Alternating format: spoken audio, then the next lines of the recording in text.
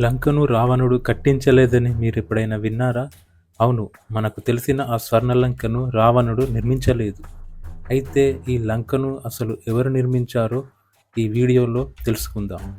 బ్రహ్మదేవుని ఆశీర్వాదంతో జన్మించిన మయాసురుడు గొప్ప దానవుడు, మాయావాది మరియు అద్భుత శిల్పి.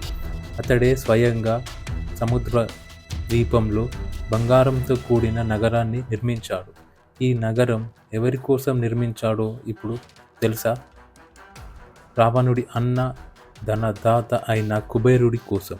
అయితే రావణుడు యుద్ధంలో కుబేరుడిని ఓడించి లంకా నగరాన్ని స్వాధీనం చేసుకున్నాడు. అప్పటి నుండి లంకా నగరం రావణుడి రాజధానిగా మారింది. ఈ విషయం మన పురాణాల్లో స్పష్టంగా చెప్పబడింది. వాల్మీకి రామాయణం, శివపురాణం, బ్రహ్మాండ పురాణాల్లో కూడా ప్రస్తావించబడింది.